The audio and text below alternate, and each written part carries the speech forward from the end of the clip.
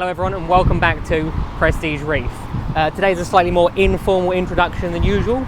I have decided to come fish shopping because it's time, I need to get over my fish buying impotence, and today I've come to get a wrasse. Now I know what corals are in my tank at the moment, and they've obviously come from my main tank, so I know that they are clear of pests.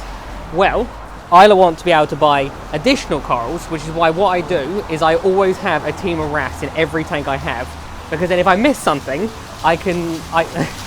someone just waved at me. That if I miss something, I can always, I've literally lost where I was. If I miss something, then the wrasse basically will pick up any pests which I missed, basically, so yeah, anyway.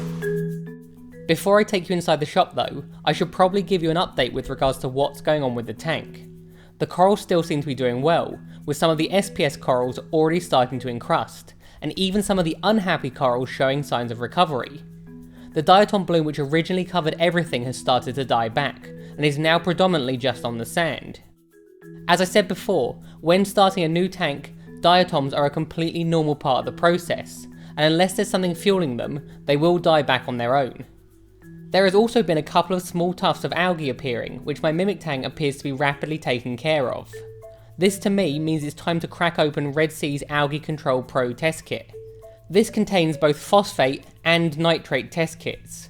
The nitrate test kit I've been using from the beginning, as it was part of the cycling kit, however the phosphate test kit is completely new to me. As you know by now, I'm not required to give an opinion on any of the products. However, what I will say is I was pleasantly surprised at how easy this was to use. I was always under the impression that liquid phosphate test kits were more complicated to use than most. However, this wasn't the case at all. Just fill both vials with 17 ml of water. Place one into the holder on the left side of the colour wheel. Add the first reagent to the second vial. Shake it up. And then add the second reagent. Wait 15 minutes and then compare the vials to each other. When you get the two vials to match by spinning the colour wheel, take the reading on the right, and that's your phosphate level. Now I'm currently having the opposite issue to most people, as my nutrient levels are virtually non-existent, and they are lower than they're meant to be for this project. Not all corals like ultra low nutrients, and as I'm planning to keep a whole range of different types, this needs to change. This is one of the reasons I'm getting more fish. More fish require more food, which naturally means higher nutrient levels. The other things I'm going to start doing is feeding the corals twice daily using Reef Energy A and B, reduce my Nopox down to 1 ml per day, and turn down my skimmer until I get the required readings as stated in the Reef recipe program. The final update with the tank, before I take you back to the shop and show you what I bought, is my bounce mushroom. Those of you that follow me on Instagram will know that I fragged it recently. I only did this 3 days ago, but it's already starting to recover. Right, so let me take you back to the shop. The problem that I always have is I get distracted too easily by other things, but today I'm on a mission. I want a predator.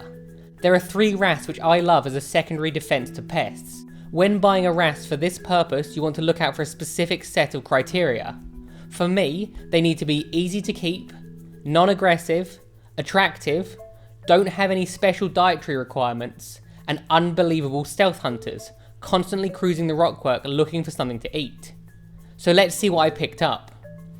Right now, I've just asked to, purchase the fish, and the person who is actually catching it is someone who is, he's been following the channel for a while. You may have seen him in one of my other videos where I was at my house. But the thing is, the reason I'm filming this now is because I have to, there's a bit of a delay time because he's gone to do his hair and makeup before being willing to be shown on camera. So if you just give him a minute, then I'm sure he'll be back. Right, hair and makeup done. This is the first time that you've had the pressure of having to catch a fish in front of me. So, let's see how you do. Oh, what are we going for? Oh, we can't show what we're going for, can we? It'll ruin the surprise. Oh, there you go. Normally I don't show you till the end of the video, but we've got a little sneak preview. There you go, look at that. The newest addition to the Red Sea tank. The yellow chorus wrasse wasn't the only new addition to the tank. I've also added a Melanaris wrasse whose colour suggests it's either a juvenile or female. This wrasse came from my other tank, which I then replaced with a new neon line wrasse. Having picked these up, there's one more thing I need to do. Right, now that there's wrasse in the tank, obviously I need to be a responsible wrasse keeper, and I need to put a cover on the tank. So I have got obviously the Red Sea cover to match everything else, and yeah, let's see how this goes. So I've got everything out of the box, and almost immediately I have run into an issue. Now, those of you that watch the channel for a while will know that I have literally no DIY skills. So it's not a good sign that it's literally titled DIY aquarium net cover. But that isn't actually the biggest issue. The biggest issue is that I need a hacksaw. And I currently do not have a hacksaw, therefore I will need to borrow one. So this might need to wait until tomorrow. Well, that feels like an appropriate place to end the video. So I hope you enjoyed watching it. Please feel free to comment below if you have any questions. If you did enjoy it, why not click that like and subscribe button. Have a good week, and I'll see you next time.